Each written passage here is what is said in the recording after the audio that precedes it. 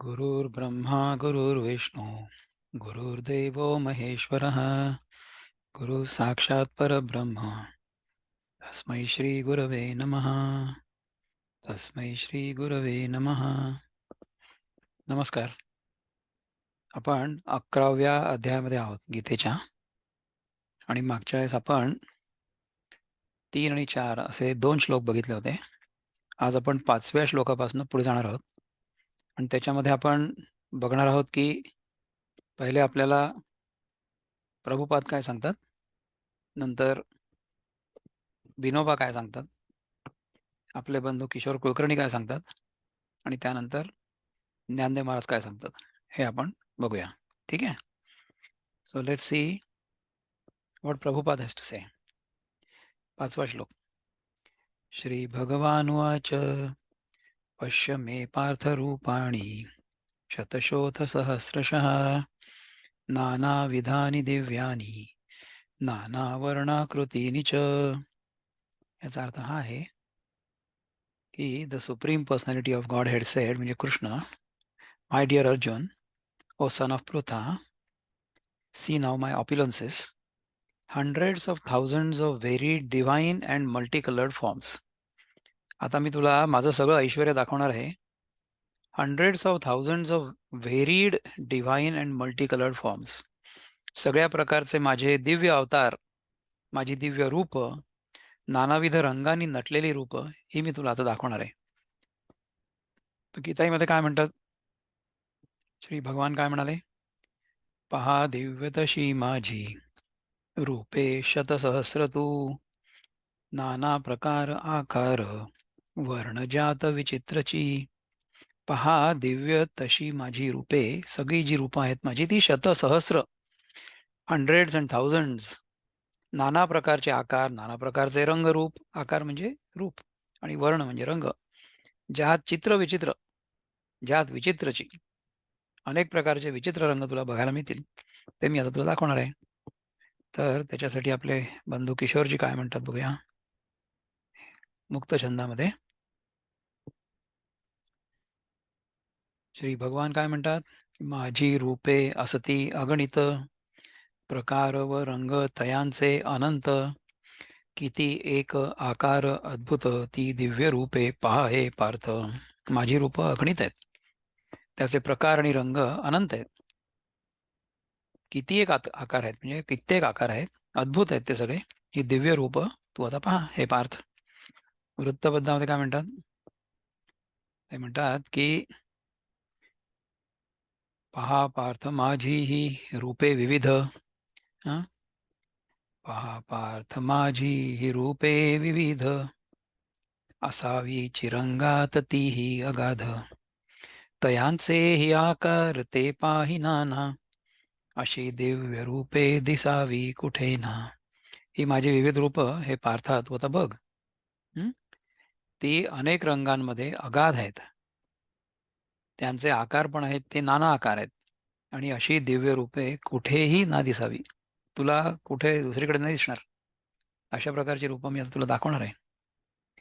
तर let us see what Dnyaneshwar Maharaj has to say about this. तुम्हाला दिसतंय ना हे 5वा श्लोक आहे. पश्य मे पार्थ रूपाणि शतशोथ सहस्रशः नानाविधानि दिव्यानि नानावर्णाकृतीनि च. श्रीकृष्ण म्हणाले, पार्था, नाना प्रकारची, नाना वर्णांची व नाना आकृतींची माझी शेकडो हजारो दिव्य रूप तू आता पहा. अर्जुना, तुवा एक धावा म्हणितले, आणि तेची दाऊ तरी काय दाविले. आता देखे आघवे भरिले माझ्याची रूपी. अर्जुना, तू एक विश्वरूप दाखवा असं म्हटलं, आणि आम्ही तेच एक विश्वरूप दाखवलं, तर त्यात काय मोठंच दाखवलं. आता तू पहा की हे सर्व विश्व माझ्या स्वरूपात सामावलेलं आहे. म्हणजे Arjun had asked only for Vishwarup, परंतु Bhagavan is showing many different aspects of it. अर्जुनाच्या मनात जी इच्छा आहे त्याच्यापेक्षा पुष्कळ जास्त त्याला मिळणार आहे, आणि त्याला आणि आपल्याला सगळ्यांनाच मिळणार आहे. एके कृशे एके स्थूळे, एके रसवे एके विशाळे, पृथुतरे सरळे अप्रांते ऐके. काही रोडकी, काही लठ्ठ, काही ठेंगू, काही प्रशस्त, काही फारच विस्तृत किंवा काही सडपातळ आणि काही अमर्याद, अशी सगळी रूपं आहेत माझी, ही मी तुला आता दाखवणार आहे. हं? एके अनावरे प्रांजळे, स व्यापारे एके निश्चळे, उदासीने स्नेहाळे, तीव्रे एके. काही न आवरणारी व काही प्रामाणिक, काही सक्रिय, काही निष्क्रिय, काही उदासीन, काही प्रेमळ, काही कडक, अशी सगळी रूपं तुला मी दाखवणार. एके घूर्णिते सावधे, असलगे एके अगाधे, एके उदारे अतिबद्धे, क्रुद्धे ऐके. काही धुंद, काही सावध, काही उघड आणि काही गूढ, काही उदार, काही कृपण. उदार म्हणजे जनरस आणि कृपण म्हणजे कंजूस. हं? आणि रागावलेली काही. एके शांते सन्मदे, स्तब्धे एके सानंदे, गर्जिते निःशब्दे सौम्ये एके. काही सदाचरणी, काही सदा मदोन्मत्त. मदोन्मत्त म्हणजे आपल्याला जो अहंकार असतो, मद असतो. We have an inflated sense of ego. त्याच्याने उन्मत्त झालेला. त्याच्यामुळे स्वतःला सगळ्याला सगळ्यात ग्रेट समजणारा मेगॅलोमेनियक ज्याला म्हणतात ना, तो मदोन्मत्त. काही स्तब्ध, काही आनंदित, काही गर्जना करणारी, काही शब्दरहित आणि काही शांत. काही शब्दरहित आणि काही शांत, याच्यामध्ये काय फरक आहे तुम्ही विचार करा बरं. निःशब्दे आणि सौम्ये ऐके. सौम्य म्हणजे शांत. निःशब्द आणि शांतमध्ये असं आहे पहा, की शब्द जरी आपल्याला ऐकायला येत नसला किंवा शब्द आपल्या तोंडातनं प्रकट होत नसला, तरी सुद्धा मन शांत आहे किंवा नाही हे आपल्याला माहिती नसतं. मनामध्ये अनेक प्रकारचे विचार सुरू असतात. तर मन शांत असणं, खरोखरी शांत असणं, याचा अर्थ की मनामध्ये देखील विचार न येणं. तर हे आहे शांत. एके साभिलाषे विरक्ते, उन्निद्रिते एके निद्रिते, परितुष्टे एके आर्ते, प्रसन्ने ऐके. काही आशाखोर आणि काही निराश, ज्यांना काहींना आशा आहे, काहींना निराश, काही जागी झालेली व काही झोपलेली, काही सर्व बाजूंनी संतुष्ट, काही पीडित आणि काही प्रसन्न. अशी सगळी रूपं भगवंत दाखवणार आहे कृष्णाला. ह्या विश्वरूपामध्ये पीडित अशा सुद्धा दर्शनाचा आपल्याला अनुभव येणार आहे. ओके, संतुष्ट आणि पीडित, आशाखोर आणि निराश, हे सगळं आपल्याला दिसणार आहे. एके अशस्त्रे सशस्त्रे, एके रौद्रे अतिमित्रे, भयानके एके पवित्रे, लयस्थे एके. काही बिनहत्यारी व काही हत्यारी, ज्यांच्याजवळ शस्त्र आहे किंवा ज्यांच्याजवळ शस्त्र नाही आहे. काही तामसी आणि काही अतिशय स्नेहाळू, काही भयंकर, काही पवित्र आणि काही समाधीत असलेली. लयस्थे, लयस्थे म्हणजे लयीमध्ये स्थित झालेले. आपण जर लयीमध्ये स्थित असलो ना, तर आपल्याला हळण्याचा किंवा बदलाचा अनुभव नाही येणार. म्हणजे आपण जेव्हा विमानात बसलेलो असतो किंवा आगगाडीत बसलेलो असतो, तेव्हा आगगाडीच्या आतमध्ये आपल्या आजूबाजूला जे सामान असतं किंवा जे लोक असतात, ते त्यांच्या त्यांच्या जागी स्तब्ध आहेत असं वाटत असतं. जरी विमान किंवा आगगाडी वेगाने चालत असली तरी सुद्धा. कारण की त्या गाडीची आणि आपली लय एकच आहे. आपणही त्याच वेगाने जातो आहोत गाडीत असल्यामुळे, आणि गाडी पण त्याच वेगाने चाललेली आहे. किंवा आपण समजा झोपाळ्यावर बसलेलो असलो, तर आपलं शरीर आणि झोपाळा हे एका लयीत इकडून तिकडे फिरतात. त्यामुळे आपल्याला लयबद्धतेचा अनुभव येतो. जेव्हा आपण लयबद्ध असतो, तेव्हा समाधीत असतो. जेव्हा आपल्या भोवती जे काही चाललेलं आहे, ते सगळंच्या सगळं चांगलं चाललेलं आहे. ते सगळं भगवंताच्या इच्छेने चाललेलं आहे. ते भगवंताचंच प्रगटीकरण आहे. अशी श्रद्धा, अशी खात्री आपल्या मनाची होते आणि आपलं मन त्याच्यामध्ये विलीन होतं. तेव्हा आपली समाधी लागली असं आपण म्हणू शकतो. तर ती समाधी हे चिंतन सुरू असताना सुद्धा होऊ शकते, हे चिंतन ऐकत असताना सुद्धा होऊ शकते, किंवा आपल्या आवडीचं कुठलंही काम करत असताना होऊ शकते. तर अशा प्रकारे समजा आपण लयीत राहिलो, तर आपल्याला खूप चांगला अनुभव येऊ शकतो. हं. लयस्थे याचा अर्थ समाधीत असा लिहिला आहे मामा देशपांडेंनी नाही, मामा दांडेकरांनी. मामा देशपांडे पण एक खूप मोठे गुरु होऊन गेले. पुण्यातच राहायचे. हे किशोरजी जे आहेत ना, ज्यांची आपण गीता वाचतो ट्रान्सलेशन, ते देखील त्याच परंपरेतले. त्यांचे जे गुरु आहेत त्यांना मामा देशपांड्यांकडनं दीक्षा मिळाली ती. ओके. रौद्रे आणि अतिमित्रे. रौद्रे ह्या शब्दाचा अर्थ तामसी असं लिहिलंय, आणि अतिमित्रे म्हणजे प्रेमळ किंवा स्नेहाळू असं लिहिलंय. अशा प्रकारे कसं शब्दांचं भाषांतर होतं. भाषांतर होऊ नये, परंतु भाषांतर जरी झालं तरी अर्थांतर होऊ नये. म्हणजे आपण वेगळ्या भाषेत जरी सुद्धा एखादी गोष्ट शिकलो, तरी सुद्धा त्याचा अर्थ आपल्याला कळला पाहिजे.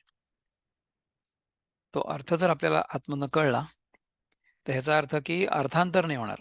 म्हणजे भावार्थ आपल्याला कळला. म्हणून ज्ञानदेवांनी या ग्रंथाचं नाव ज्ञानेश्वरी असं नाही लिहिलंय. ज्ञानेश्वरी हे नाव प्रचलित आहे, कारण की ज्ञानेश्वरांच्या मुखातून निघाली किंवा त्यांच्या लेखणीतून निघाली म्हणून तिला ज्ञानेश्वरी आपण म्हणतो. परंतु त्यांनी या ग्रंथाचं नाव भावार्थ दीपिका असं दिलं होतं.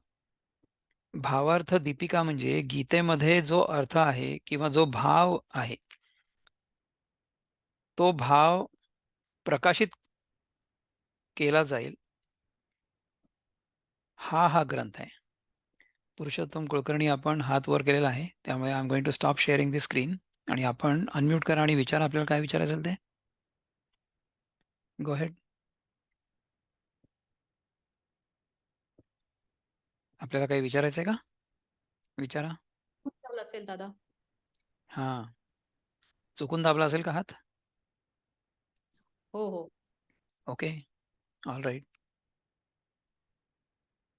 तो यानी कि प्राचीताई ने हमको बता दिया की आई किंवा बाबांकडनं चुकून हात वर गेला. आहे हरकत काहीच नाही. It doesn't matter. आपला वर्ग पुन्हा सुरूच राहील. मला वाटलं की त्यांना काही विचारायचं म्हणून मी थांबलो थोडा वेळ. हरकत नाही.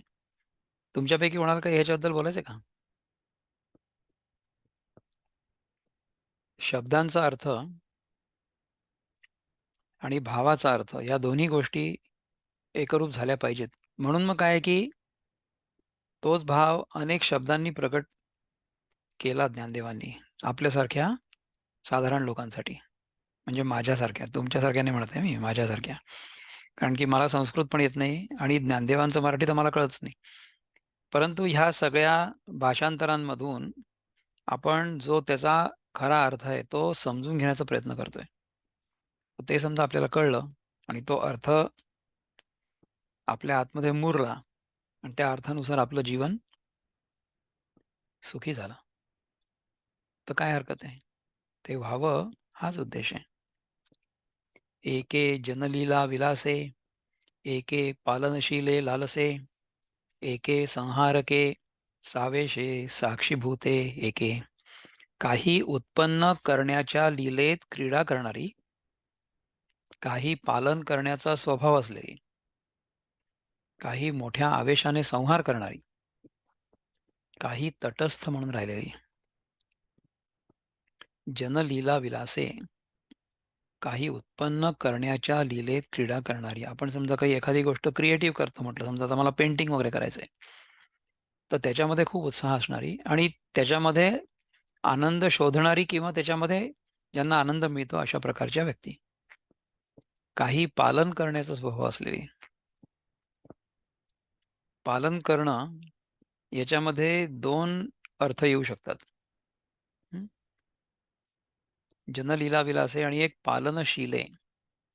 पालनशीले याचा अर्थ आपण ज्याचं पालन करू असे, किंवा अशा प्रकारच्या पर्सनॅलिटीज की ज्या त्यांना जे काही सांगितलं जातं त्याचं पालन करतात. त्याला म्हणावं आपण पालनशील, किंवा पालन करण्याचा स्वभाव असलेली. याच्यामध्ये आपण असाही अर्थ घेऊ शकतो, पालन करण्याचा स्वभाव असलेली की आपण आपल्या मुलांकडनं शिस्त लावून घेतो ना किंवा पालन करवून घेतो. तर तशा प्रकारे सुद्धा आपण ह्याचा विचार करू शकतो. तशा प्रकारचं पण आपल्याला व्यक्तिमत्व असतं किंवा आपलंच आहे ना. आपण काही गोष्टींचं पालन स्वतः करतो. ज्या गोष्टी आपण शिकलेल्या असतात त्यांचं पालन आपण करतो आणि ज्या गोष्टी पाळायला पाहिजेत, त्या आपल्या मुलांनी पाळाव्या याच्यासाठी त्यांना आपण शिस्त पण लावतो. अर्थात एका विशिष्ट वयापर्यंत. त्याच्यानंतर मग they are on their own. So they have to figure out what is right and what is wrong and they will do what they think is right.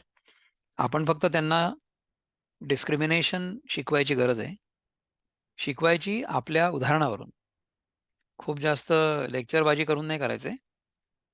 आपल्या वर्तणुकीकडे बघून आपली मुलं शिकत असतात. आपण तोंडाने काहीही बोललं तरी काही हरकत नाही. पण मुलं आपल्याकडे बघत असतात, की आपण वागतो कसे. त्यानुसार ते बोध घेत असतात. आपल्या बोलण्यावर त्यांचा काही विश्वास नसतो.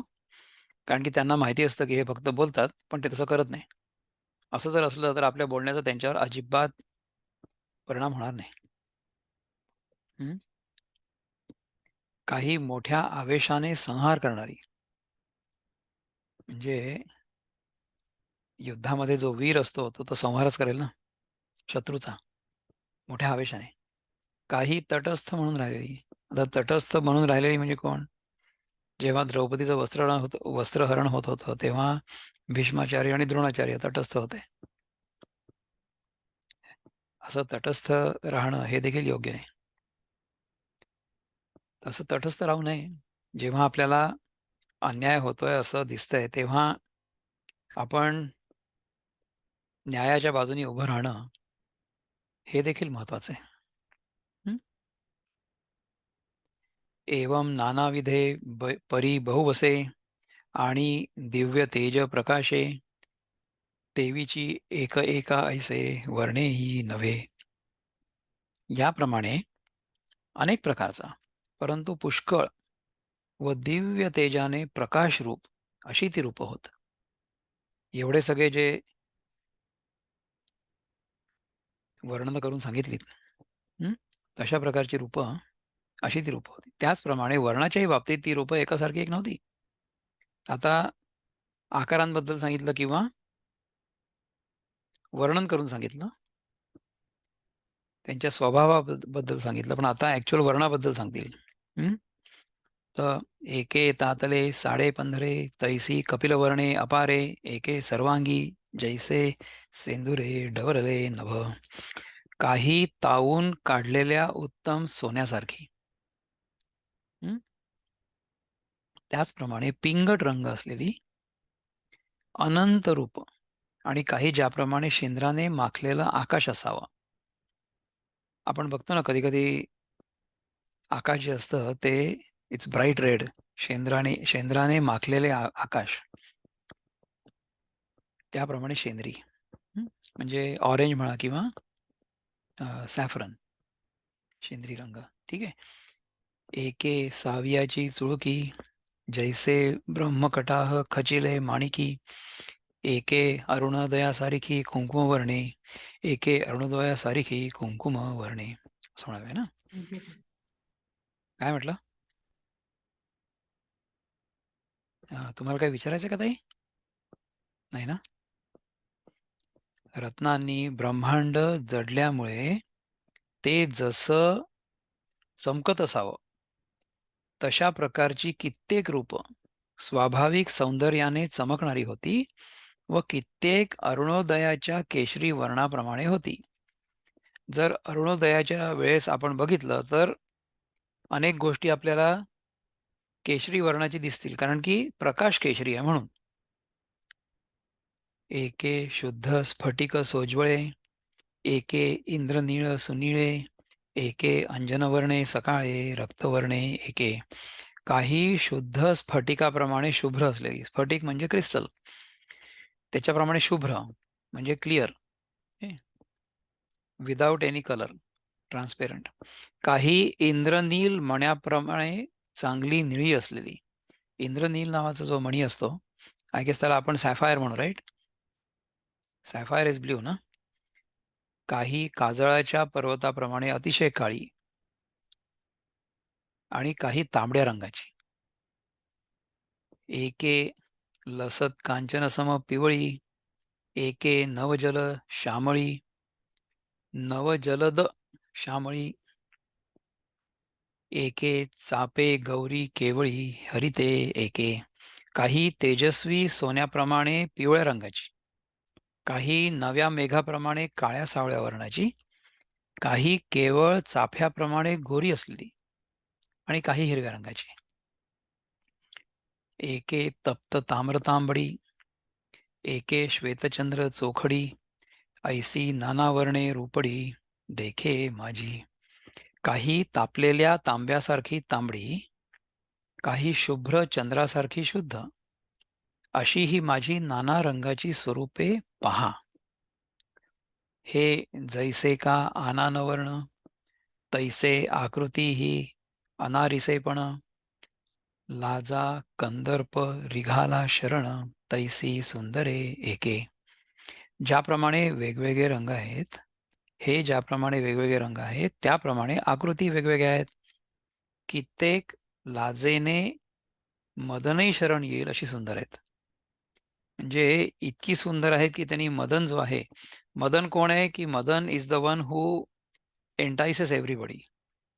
मदन ही जी देवता आहे ती देवता सगळ्यांना भुरळ पाडते अशी आहे, परंतु ती देवता देखील ज्या सौंदर्याला बघून भुलेल अशा सौंदर्याची रूप देखील मी तुला दाखवणार आहे. आता पहा. हं? एके अतिलावण्य साकारे, एके स्निग्ध वपू मनोहरे, शृंगारशियेची भांडारे उघडली जैसी. काही रूप अति सुंदर बांध्याची आहेत, so their shape is very good. काही तुळतुळीत शरीराची आहेत, मनाला हरण करणारी आहेत. जणू काय शृंगार लक्ष्मीचे भांडारखानेच उघडले आहेत.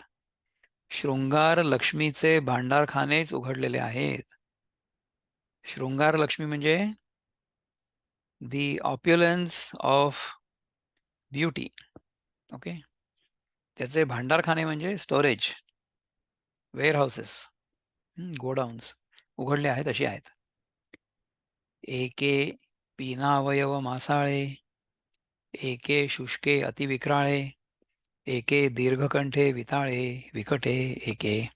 काही पुष्ट अवयवाची व खूप मांस असलेली, काही वाळलेली, काही भयंकर, काही उंच मानेची, काही मोठ्या टाळूची आणि काही हिडीस रूपाची.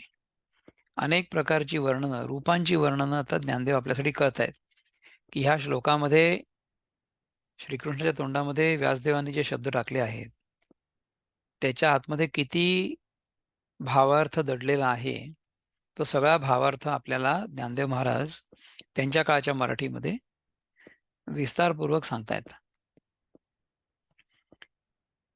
एवं नानाविधाकृती या पाहता पारू नाही सुभद्रापती, जयांच्या एकेकी अंगप्रांती देख पा जग. ह्याप्रमाणे अनेक प्रकारच्या आकृती आहेत.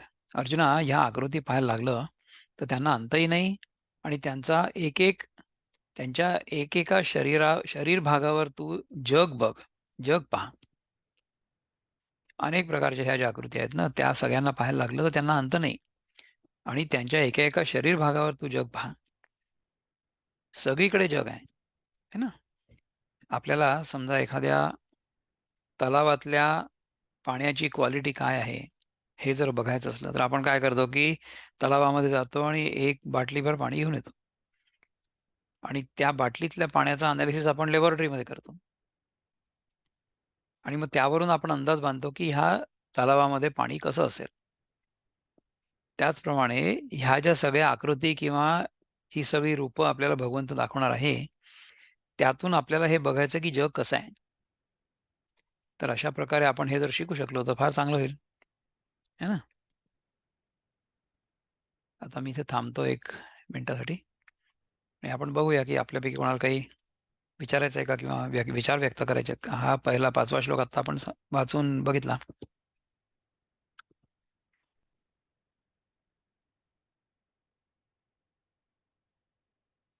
No comments, no questions. Shall we go further? Share screen. We are going back to chapter 11, verse number 6.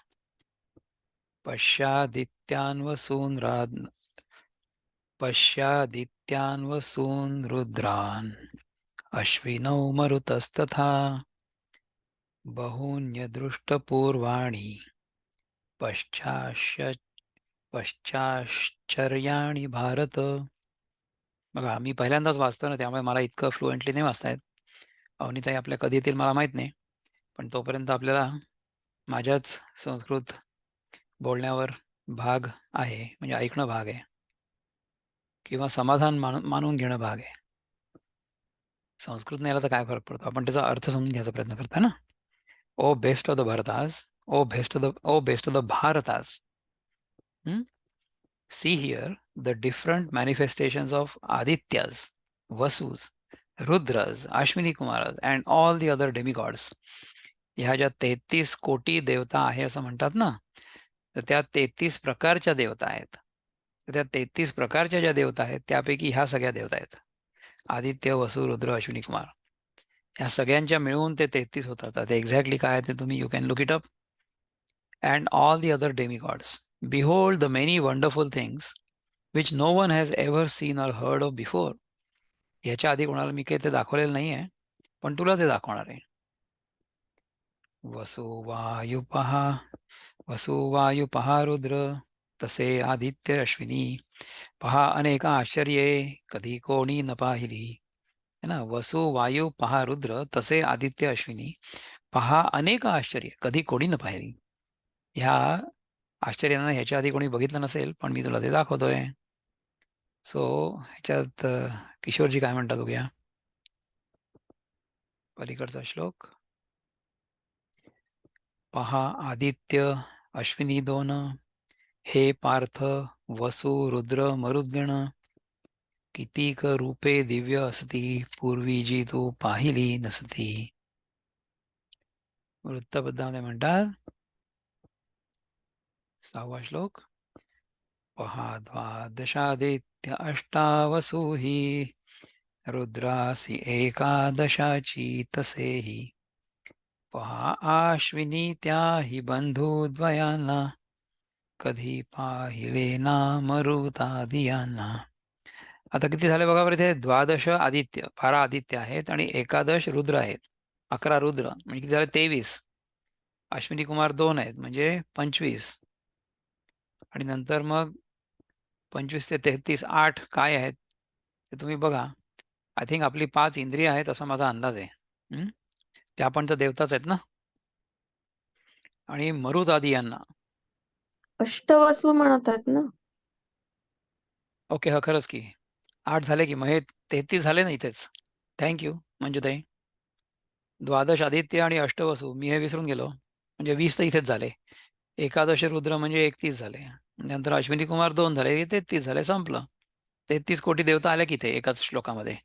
आता ह्या 33 कोटी देवता आपले बंधू जे आहेत किशोर कुलकर्णी त्यांनी आपल्याला ह्या एका श्लोकामध्ये समजून सांगितलं. आता हे लोक विचारतात ना की 33 कोटी देवता म्हणजे कुठल्या, 11:6 बघा असं आपण सांगू शकतो. पण ते गीतेचा जर श्लोक आपण बघितला त्याच्यामध्ये हे 33 काउंट नाही होते, परंतु ते आपल्यासाठी सोपं व्हावं म्हणून हे किशोरजींची आपल्याला कृपा आहे. ही किती चांगली गोष्ट आहे नाही. So let us see Dnyandev Maharaj काय म्हणतात. पश्यादित्यान् वसून् सुन हो. हे हा कुठला होता श्लोक, पुन्हा एकदा वाचतो इथे जाऊन. तिथे थोडंसं जरा पश्यादित्यान् वसून् रुद्रान्. हो, पश्यादित्यान् वसून रुद्रान. पश्य म्हणजे हे बघ आदित्य, पश्य म्हणजे टू सी असं असेल ना. पश्य म्हणजे सी. आदित्यान वसून आणि रुद्रान आणि अश्विनव, 2 अश्विनी कुमार आहेत म्हणून. ठीक आहे. तर अश्विनो मरुतस्तथा बहून्यदृष्टपूर्वाणि पश्याश्चर्याणि भारत. आदित्य वसु रुद्र अश्विन आणि वायू पहा हे भरत कुलोत्पन्ना पूर्वी कधी न पाहिलेली आश्चर्य अवलोकन कर. बघ. जेथ उन्मीलन होत आहे दिठी, तेथ पसरती आदित्याची या सृष्टी, पुढती निमिलनी मिठी देत आहाती. ज्ञानेश्वर महाराज म्हणतात की ज्या ठिकाणी म्हणजे विश्वरूप भगवंताच्या दृष्टी उघडतात त्या ठिकाणी सूर्यांच्या सृष्ट्या पसरतात व जिथे त्या दृष्ट्या मिटतात तिथे त्या सूर्यांच्या सृष्ट्या मावळतात.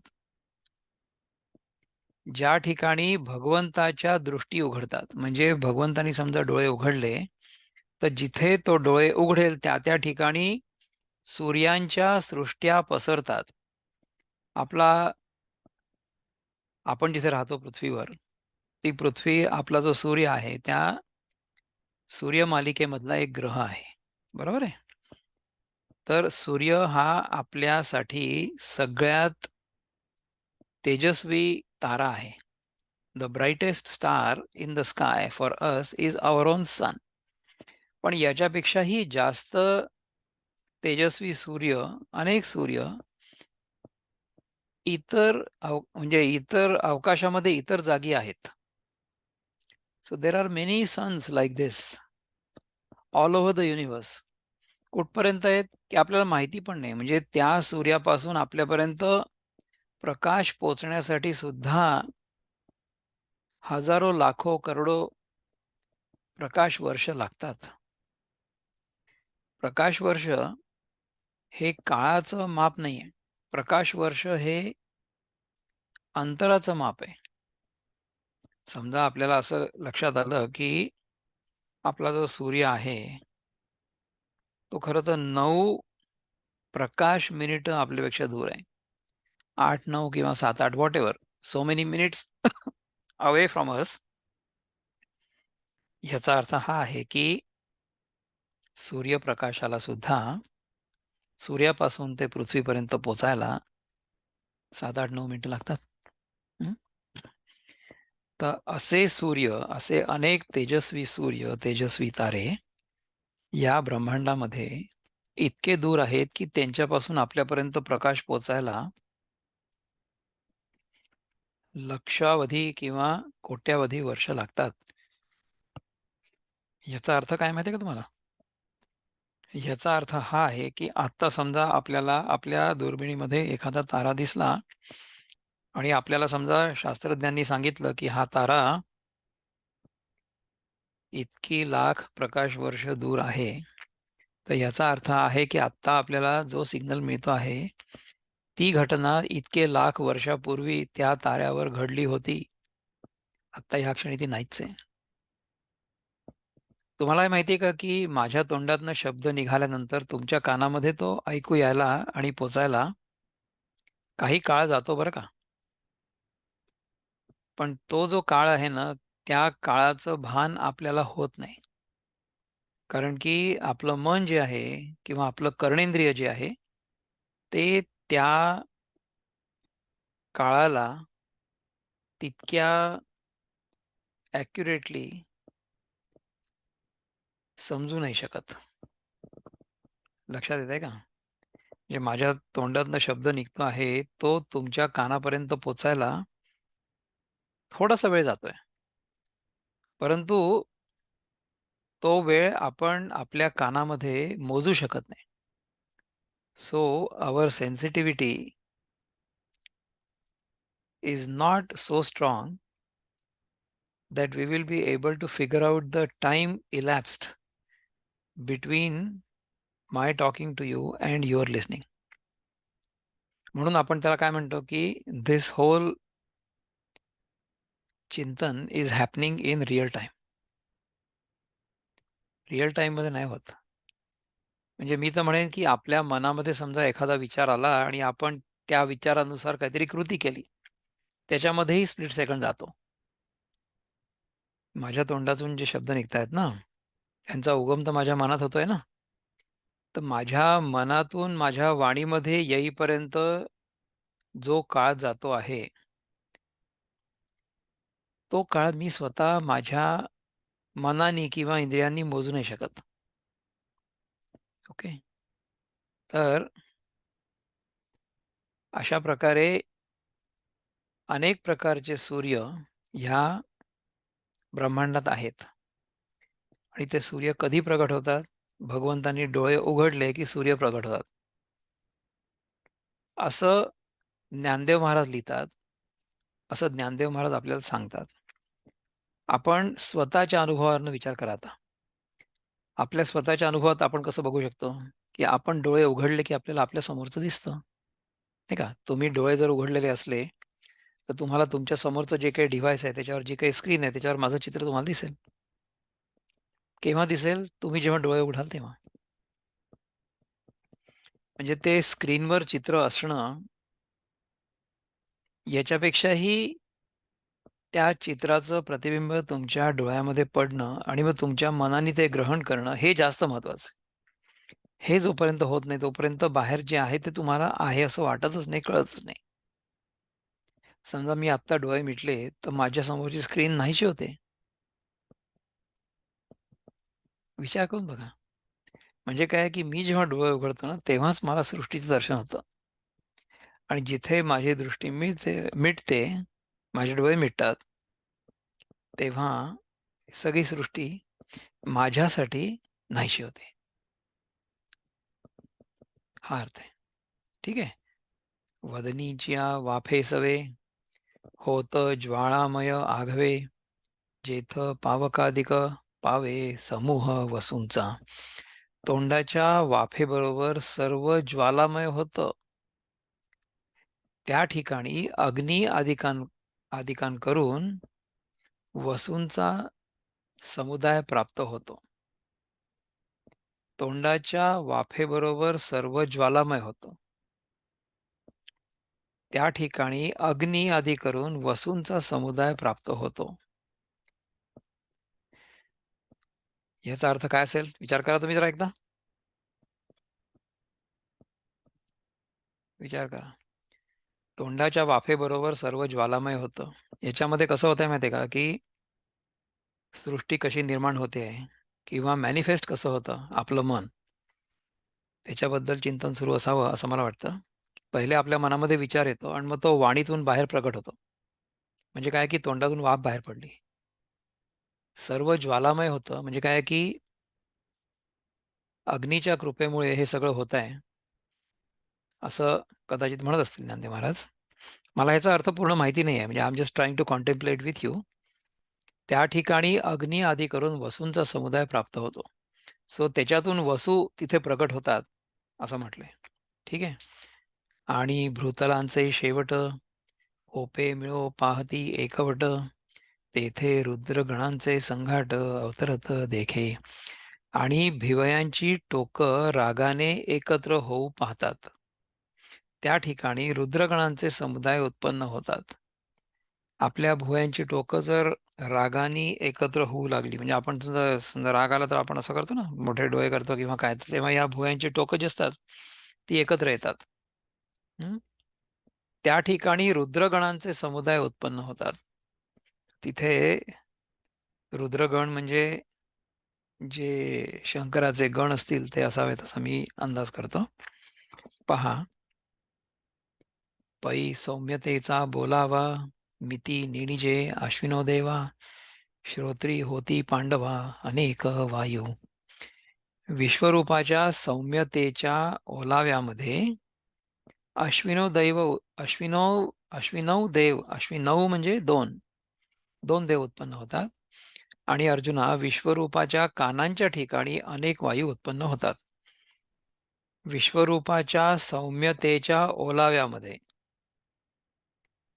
विश्वरूपामध्ये सौम्यत्व देखील आहे. भगवंताच्या विश्वरूपामध्ये सौम्यत्व देखील आहे आणि त्या सौम्यत्वाचा जिथे ओलावा असतो, म्हणजे समजा जमीन नुसती कोरडी असली तर त्याच्यामध्ये एखादं बी पेरलं तरी उगवणार नाही. त्याच्यामध्ये ओलाव्याची गरज आहे. तर तेव्हा ओलाव्यात जर आपण एखादं बी पेरलं तर ते अंकुरित होईल. सौम्यतेच्या ओलाव्यामध्ये अगणित देव उत्पन्न होतात. विश्वरूपाचं जे सौम्यत्व आहे त्याच्यामधनं हे उत्पन्न होतात. आणि अर्जुना, विश्वरूपाच्या कानांच्या ठिकाणी अनेक वायू उत्पन्न होतात. विश्वरूपाचे जे कान आहेत त्याच्या कानांच्या ठिकाणी अनेक वायू उत्पन्न होतात. यापरी एकेकाची लिळे जन्मती सुरसिद्धांची कुळे, ऐसी अपारे आणि विशाळे रूपे ये पाही. ह्याप्रमाणे एका स्वरूपाच्या सहज खेळामध्ये देवांचे आणि सिद्धांचे समुदाय उत्पन्न होतात, अशी अमर्याद व प्रचंड रूपे पहा. तर भगवंत सांगतात की त्याच्या डोळे उघडण्याने अनेक तुला सूर्य दिसणार आहेत, किंवा त्याच्या कानाच्या ठिकाणी अनेक वायू उत्पन्न होतात.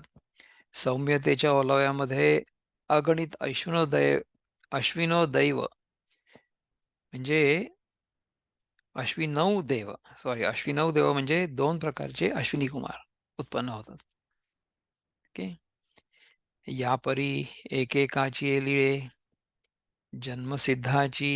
जन्मती सुरसिद्धांची कुळे, ऐसी अपारे आणि विशाळे रूपे ये पाही. याप्रमाणे एका स्वरूपाच्या सहज खेळामध्ये देवांचे व सिद्धांचे समुदाय उत्पन्न होतात, आणि अमर्याद प्रचंड रूप पहा. हे तर आपण जस्ट बघितलं आता, राईट. जया ते सांगावया वेद बोबडे, पहावया काळाचेही आयुष्य थोकडे, धातया ही परी न सापडे ठाव जयांचा.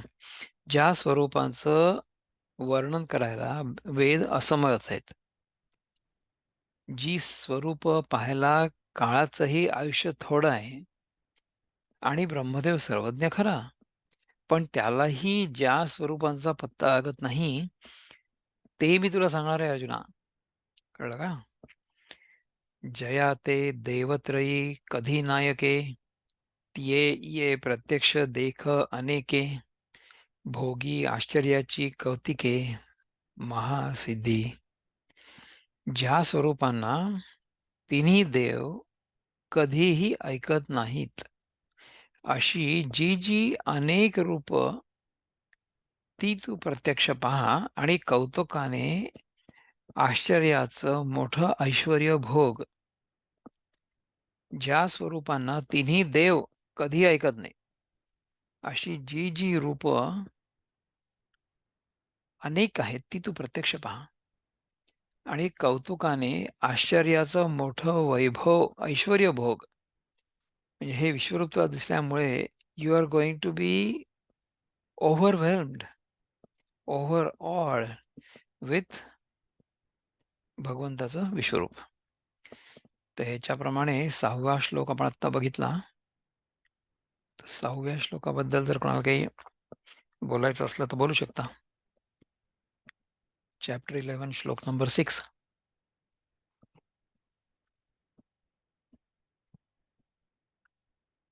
We can go on to श्लोक नंबर 7. 7व्या श्लोकात काय म्हणतात भगवान? ह्यैकस्थं जगत्कृत्स्नं पश्याद्य सचराचरं, मम देहे गुडाकेश यच्चान्यद् द्रष्टुम इच्छसि. O Arjun, whatever you wish to see, behold at once in this body of mine. This universal form can show you whatever you now desire to see, and whatever you may want to see in the future. मी तुला सगळंच आत्ताच दाखवतो. Everything, moving and non-moving, is here completely in one place. हे जे सगळं चर आणि अचर आहे. चर म्हणजे मुव्हिंग, अचर म्हणजे नॉन मुव्हिंग. आपले असतात ना नॉन मुव्हिंग ॲसेट्स असतात आपले, तर त्याला म्हणतात स्थावर, आणि जे मुव्हिंग असतं त्याला जंगम म्हणतात. स्थावर जंगम या दोन्हींना मिळून सृष्टी तयार होते, राईट.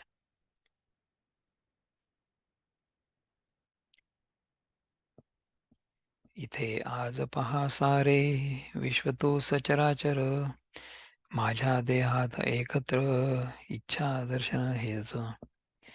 इथे आज पहा सारं विश्व तू सचराचर, चर आणि अचर हे दोन्ही पहा. माझ्या देहात एकत्र इच्छा दर्शन हे तुला मिळेल. तू माझ्या देहातच बघ, किंवा माझाच देहात तुला दिसणार आहे अशा रूपामध्ये तुझी जी काही इच्छा असेल ती पूर्ण होईल. ठीक आहे. ह्याच्यामध्ये मुक्तछंदामध्ये काय म्हणतात? पहा एक स्थानी हे पार्थ, मज शरीरा माझी स्थित, समस्त विश्वची सचराचर, सर्व जेतू इच्छिती इतर. पहा एका स्थानी काय पार्थ, मज शरीरा माझी स्थित, माझ्या शरीरात स्थित झालेले समस्त विश्व हे चराचर माझ्यातच स्थित आहे. समस्त विश्व आणि चराचर सर्व जे तू इच्छितो आणि प्लस इतर. So I'm going to show you whatever you wanted to see, and I'm also going to show you what you have not asked, but I think it will be useful for you to see. म्हणून मी तुला ते दाखवतोय. ठीक आहे. कुठे आलो बघा आपण. We have to go to, बंद नाही झालं ना. Let's go to the Dnyaneshwari here. हा. एकस्थं जगत्कृत्स्नं पश्चाद्य सचराचरं, पश्चाद्य सचराचरं मम देहे गुडाकेश यच्चान्यद् द्रष्टुमिच्छसि. हे अर्जुना, चराचर युक्त सर्व जग, आणि जर आपण दुसरं पाहण्याची तुझी इच्छा असेल तर इथे माझ्या शरीरामध्ये एका ठिकाणी स्थित आहे ते आता पहा. आता हा श्लोक कदाचित मोठा असू शकतो, पण let us see how far we can go. या मूर्तीच्या किरीटी, रोगमोळी देखी पासृष्टी, सुर तरु तळवटी तृणांकुर जैसे. अर्जुना, ज्याप्रमाणे कल्पतरूच्या बुडाशी गवताचे शेकडो अंकुर असतात, त्याप्रमाणे या विश्वमूर्तीच्या प्रत्येक केसाच्या बुडाशी सृष्ट्या पहा. म्हणजे तुम्ही बघा की विश्वरूप किती मोठं असेल, की त्या विश्वरूपामध्ये आपण अगदी छोट्याशा भागामध्ये, we are a miniscule part of this entire शस्त्र which they are building. Okay. तर हे जे विश्वरूप आहे ना, त्याचं जर तुम्ही if you imagine that like a शस्त्र or imagine that like N आकार, तर त्याचा छोटासा भाग. ओके. ज्याप्रमाणे कल्पतरूच्या बुडाशी गवताचे शेकडो अंकुर असतात, त्याप्रमाणे विश्वमूर्तीच्या प्रत्येक केसाच्या बुडाशी सृष्ट्या पहा. प्रत्येक केसाच्या बुडाशी तुला सृष्टी दिसेल. विश्वरूपाच्या यंत्राच्या कुठल्याही छोट्याशा भागात सुद्धा त्या यंत्राबद्दल तुम्हाला अंदाज येईल ना. चंड चेनी प्रकाशे, उडत परमाणू दिसती जैसे, भ्रमत ब्रह्म कटाह तैसे, अवयव संधी. आणि ज्याप्रमाणे वाऱ्याने उडणारे परमाणू प्रकाशात दिसतात, त्याप्रमाणे विश्वरूपाच्या सांध्यात अनेक ब्रह्मांडे वर खाली जाताना दिसतात. ज्याप्रमाणे वाऱ्याने उडणारे परमाणू प्रकाशात दिसतात, वाऱ्याने उडणारे परमाणू प्रकाशात दिसतात, त्याचप्रमाणे विश्वरूपाच्या सांध्यात अनेक ब्रह्मांड वर खाली जाताना दिसतात. विश्वरूपामध्ये तुम्ही विचार करा. आता समजा हे जे दृश्य जगत आहे हे आपण विचार करू. समजा आपण वर डोळे करून आकाश बघितलं ना, तर आपल्याला अनेक प्रकारचे तारे दिसतील. तर त्याच्यामध्ये आपला हा जो सोलर सिस्टम आहे तो आणि आपला ग्रह म्हणजे पृथ्वी हे किती छोटा आहे तुम्हाला लक्षात येईल. त्यामुळे आणि हा जो सगळा सोलर सिस्टम आहे ना, it happens to be on the some kind of arm of some galaxy, और गॅलेक्सी मधलं जे छोटंसं मिल्की वे गॅलेक्सी, त्या मिल्की वे गॅलेक्सीचा आपण एक छोटासा ओरायन आर्म आहे असं म्हणतात, मला असं वाटतं. तर त्याच्यामध्ये हे आपलं सौरमंडल जे आहे ना ते फिरतंय स्वतःभोवती. जस्ट इमॅजिन की सौरमंडल स्वतःभोवती फिरतंय, मग हे सगळंच्या सगळं सूर्यासकट कुठल्या तरी दुसऱ्या सेंटर ऑफ ग्रॅव्हिटी सोबत फिरतंय. तर ती centre of gravity is suppose to be at the bottom of somewhere. Okay. तर हे सगळंच्या सगळं एकत्र कसं फिरतंय ह्याच्याबद्दल जर आपण विचार केला तर आवर mind will be totally boggled. आपल्याला कळणारच नाही की हे काय सुरू आहे. तर अशी ही विश्वरूपाच्या सांध्यामध्ये अनेक ब्रह्मांड वर खाली जाताना दिसतात. पण जेवढी दिसतात तेवढी दिसतात ना. आणि इट चेंजेस एव्हरी मोमेंट. ठीक आहे. एथ ऐकेकाचिया प्रदेशी विश्व देख विस्तारेशी आणि विश्वाही पर्वते मानसी जरी देखावे वर्ते.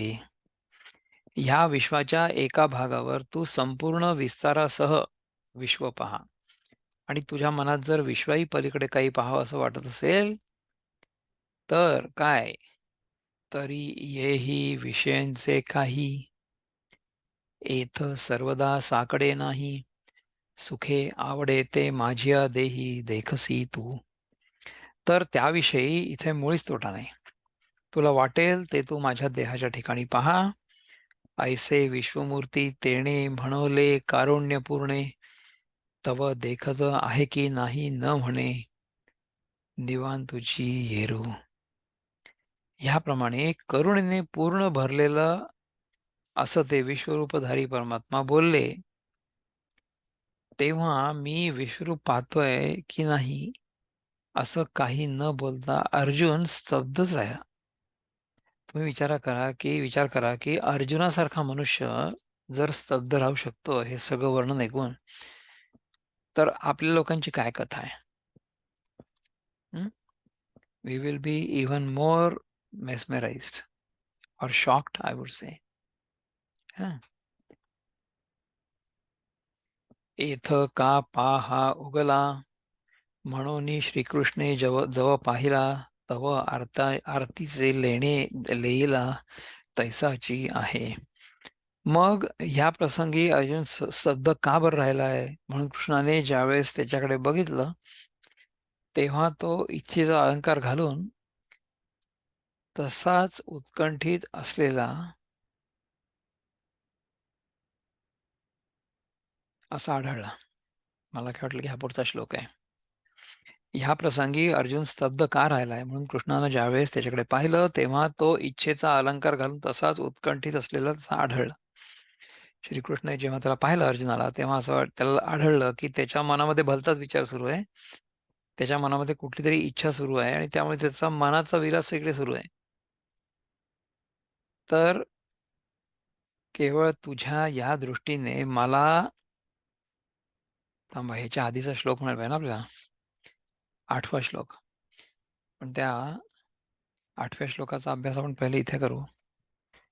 प्रभुपद काय म्हणतात की आपण आज थांबूयात का इथे. आज आपण 7व्या श्लोकापर्यंत बघितलं. I don't know how long is the 8th वर्स. तुम्हाला 5, 6 आणि 7 या 3 श्लोकांपैकी आतापर्यंत जे काही चिंतन झालं म्हणजे भगवान उवाचपासून सुरू झालं. सो भगवानांनी पहिले आपल्याला सांगितलं की वर्ण, आणि दुसऱ्यांदा सांगितलं रूप, किंवा आधी रूप सांगितलं नंतर वर्ण सांगितलं. रूप हे डोळ्याने दिसतं, वर्ण देखील डोळ्यानेच दिसतो. परंतु कुठलाही वर्ण आपण जर बघितला आणि त्याच्यामुळे जर चित्त विचलित नाही झालं तर that is the aim of life. That is the aim of life.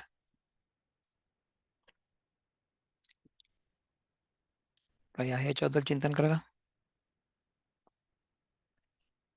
Almost आपला 1 तास संपत आलाय. याच्याबद्दल जर चिंतन नसेल करायला कोणाला करायचं नसेल, मग आपण आता इथे थांबू आणि मग पुढच्या वेळेस पुन्हा भेटू. ओम पूर्णमद पूर्णमिदं पूर्णात् पूर्णमुदच्यते पूर्णस्य पूर्णमादाय पूर्णमेवावशिष्यते. ओम शांति शांति शांति. हरि ओम. श्री गुरुभ्यो नमः. हरि ओम. नमस्कार.